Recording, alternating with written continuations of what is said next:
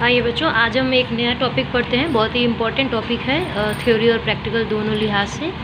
Potentiometer या इसको हिंदी में हम विभवमापी कहते हैं। पोटेंशियोमीटर क्या होता है? ये एक ऐसा उपकरण होता है जो किसी वैद्युत परिपथ में दो बिंदुओं के बीच विभवांतर मापने के काम आता है। यानी कि किसी वैद्युत परिपथ में दो बिंदुओं के बीच में पोटेंशियल डिफरेंस मेज़र करने के काम आता है, या किसी एक सेल का जो है हम लोग ईएमएफ मेज़र करते हैं, या दो सेलों का, टू सेल्स का हम क्या करते हैं, ईएमएफ की तुलना करते हैं या कंपेयर करते हैं दोनों सेल्स के ईएमएफ का, या हम किसी सेल का क्या करते हैं, इंटरनल रेजिस्टेंस आर फाइंड करते हैं। तो ये पोटेंशियोमीटर क्या होता है? बेसिकली एक तार होता है, ठीक है। और ये तार जो होता है 4 मीटर से लेकर के 12 मीटर तक लंबा होता है, जो समांतर टुकड़ों के रूप में होता है, और ये फिर अल्टरनेट जोड़ करके इनको हम सीरीज़ में कनेक्ट कर देते हैं, ठीक।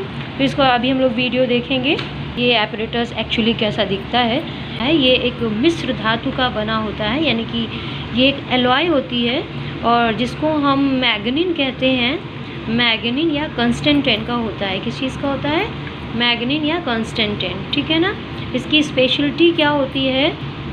हाई स्पेसिफिक रेजिस्टेंस, यानी कि इसका जो विशिष्ट प्रतिरोध होता है वो उच्च होता है, हाई स्पेसिफिक रेजिस्टेंस। और जो ताप गुणांक होता है, प्रतिरोध ताप गुणांक, वो निम्न होता है। जो टेम्परेचर कोफिशिएंट ऑफ रेजिस्टेंस होता है वो लो होता है, ठीक है ना, वो कम होता है। यानी कि ताप बढ़ने के साथ जो रेजिस्टेंस है उसमें परिवर्तन कम हो। तो चलिए अब हम लोग लैब में एपरेटस पोटेंशियोमीटर कैसा दिखता है देख लेते हैं। ये हमारा पोटेंशियोमीटर है। ये 4 तार का पोटेंशियोमीटर हमारी लैब में अवेलेबल है। आपको लैब में डिफरेंट लैब्स में आप देखेंगे 4 से लेकर 12 तार तक के पोटेंशियोमीटर अवेलेबल होते हैं। ये बैटरी लिमिटर यूज़ होगा यहाँ पर। ये 2 वे की है। ये जॉकी है। ये धारा नियंत्रक यानी कि रियोस्टेट है। ये हमारा प्राइमरी सेल है, जिसे ये लेक्लांसर सेल होगा, और ये हमारा डेनियल सेल होगा। ये रेजिस्टेंस बॉक्स होगा। डेनियल सेल और रेजिस्टेंस बॉक्स में दो जो प्रैक्टिकल अलग अलग है, उसमें एक बार इसका यूज़ होता है और एक बार इसका। कैसे अलग अलग प्रैक्टिकल करेंगे और किसका कैसे कनेक्शन होगा, ये प्रैक्टिकल सेशन में देखेंगे।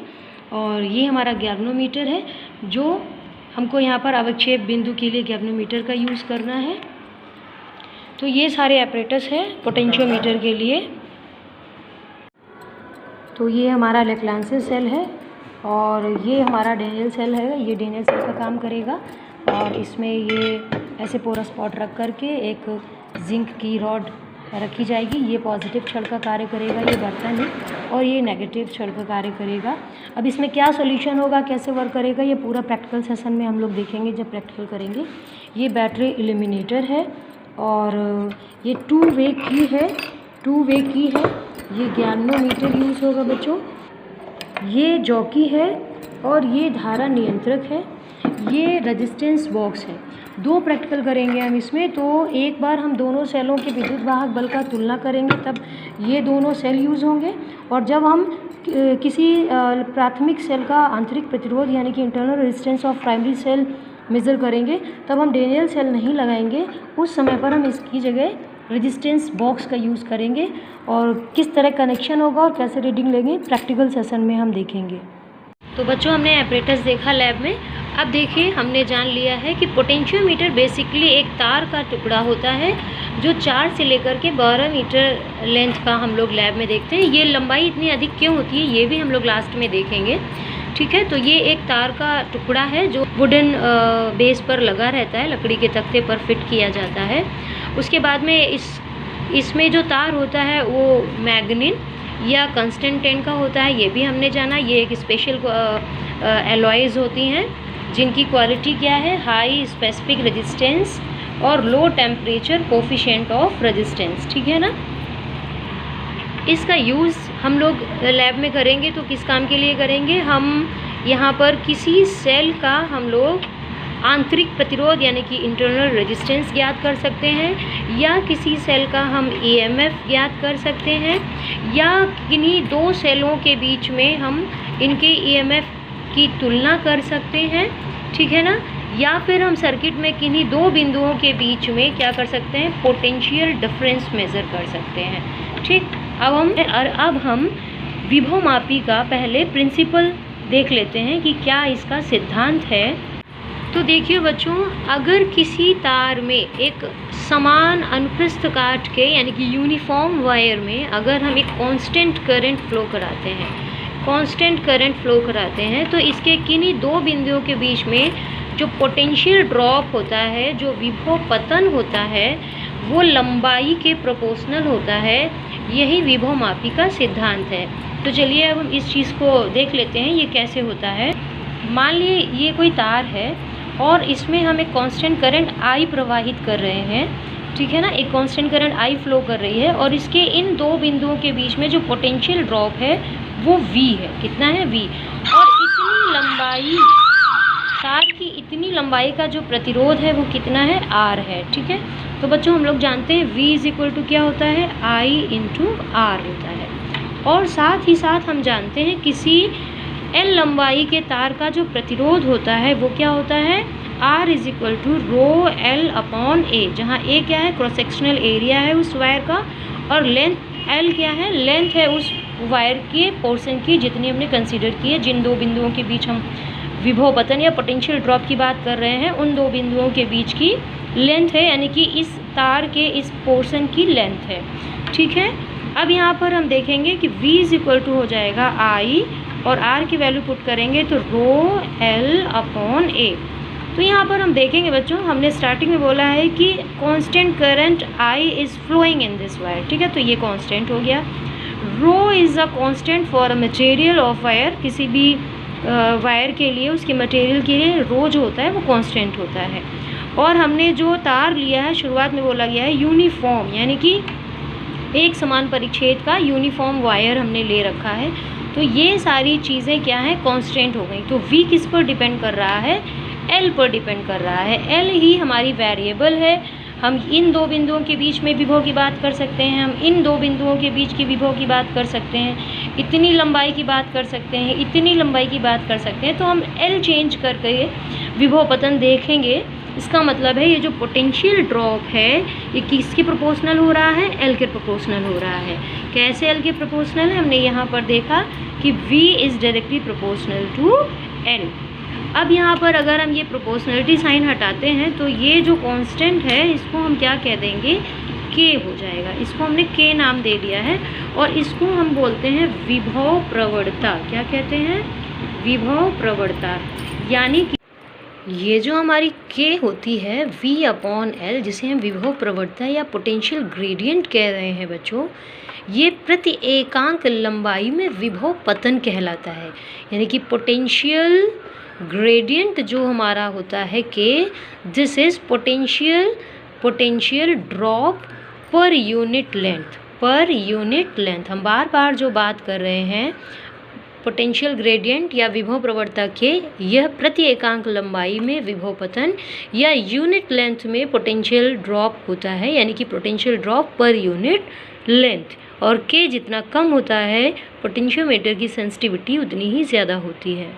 क्योंकि V is equal to KL है, सो K इज इक्वल टू क्या हो जाएगा हमारा, V अपॉन L। यानी कि L जितनी ज़्यादा होगी K उतना कम होगा, या L जितनी कम होगी K उतना अधिक होगा।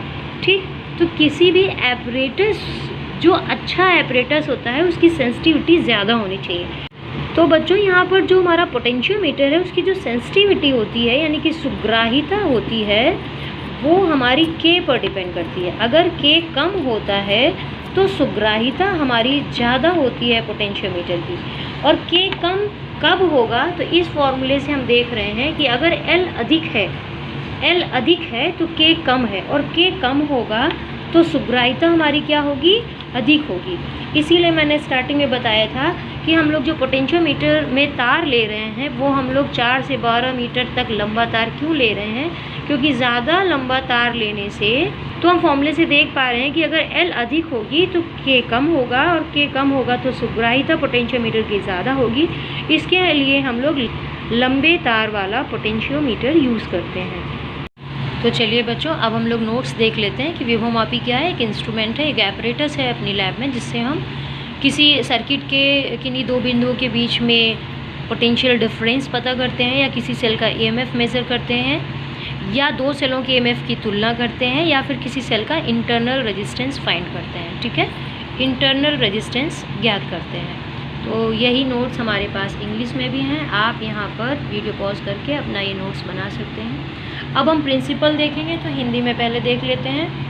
ये प्रिंसिपल है कि किसी एक समान परिच्छेद वाले तार में अगर नियत धारा यानी कि कांस्टेंट करंट प्रोवाइड की जाती है, तो किसी तार के किसी भाग के दो बिंदुओं के बीच में यदि विभव पतन V हो, तो वो तार की लंबाई के अनुक्रमानुपाती होगा। यानी तार के किसी एक पोर्शन में जो विभव पतन होगा वो उस पोर्शन के यानी कि भाग की लंबाई के अनुक्रमानुपाती होगा। तो हम लोग समझ चुके हैं कि V = IR होगा, R बराबर ये होता है। और वैल्यू पुट करने के बाद हम देखेंगे I कांस्टेंट हमने प्रवाहित की है, रो किसी मटेरियल के लिए कांस्टेंट होता है, A यूनिफॉर्म है, ये कंडीशन ही हमने पहले ही मान ली है। तो ये सारी चीज़ें कांस्टेंट हो गई। तो वो V किस पर डिपेंड कर रहा है? L पर डिपेंड कर रहा है। V प्रोपोर्शनल टू L हो गया। और यहाँ पर ये जो K नियतांक आया है, इसको हम विभव प्रवणता कहते हैं। ये भी हमने समझ लिया है कि विभव प्रवणता कम होने पर विभवमापी की जो सुग्राहिता है वो अधिक होती है। और वो कम कब होता है? जब L अधिक हो। इसीलिए लंबे तार यूज़ किए जाते हैं पोटेंशियोमीटर में। ठीक है, यही चीज़ अब हम इंग्लिश में देख लेंगे। तो ये बच्चों इंग्लिश के नोट्स हैं, आप इंग्लिश में नोट्स बना सकते हैं। आप खुद से और भी सारे बुक्स देख करके, NCERT की बुक्स है, प्रदीप फंडामेंटल है, SL अरोरा की बुक्स है, आप जो भी किताब पढ़ते हो, या कुमार मित्तल की बुक बच्चे पढ़ते हैं, हिंदी वाले तो स्पेशली वही बुक प्रीफर करते हैं, अग्रवाल त्यागी की बुक है, कोई भी बुक आप देख करके नोट्स बना सकते हैं। अब बच्चों हम रचना देख लेते हैं कि वही सिंपल बार बार वही बातें हैं कि एक जो यूनिफॉर्म वायर है 4 से 12 मीटर तक का लंबा है, उसमें जो तार लगा हुआ है उसकी ये क्वालिटी होनी चाहिए कि हाई स्पेसिफिक रेजिस्टेंस और low temperature coefficient of resistance होना चाहिए, जो कि मैग्नीन या कंसंट्रेट का मिश्र धातु हम लोग यूज़ करते हैं। इसमें 1 मीटर स्केल लगा होता है। ये आपका डायग्राम है। और इसके 4-5 यूज़ जो हमने स्टार्टिंग में पढ़े हैं, 4 यूज़, उनमें से 2 हम यहाँ पर देखेंगे, जिनके 2 प्रैक्टिकल भी हमको करने हैं और थ्योरी में भी ये पूछे जाते हैं। सेम चीज़ हम इंग्लिश में भी देख लेते हैं, क्योंकि हमारे क्लास में इंग्लिश हिंदी दोनों मीडियम के बच्चे पढ़ते हैं। और जिनको किताब ख़रीदने में या खुद से नोट्स बनाने में दिक्कत होती है, वो यहाँ से हेल्प ले सकते हैं और कम समय में चीज़ें तैयार कर सकते हैं, जिससे आपको चीज़ें आसानी से समझ में आएँ और आपके पास नोट्स के रूप में स्टोर भी रहें, जो आप समय पढ़ने पर आसानी से रिवीजन कर सकें। तो अब इन दोनों यूजेस के हम 2 अलग अलग वीडियोस बनाएंगे। तो मिलते हैं नेक्स्ट वीडियो में।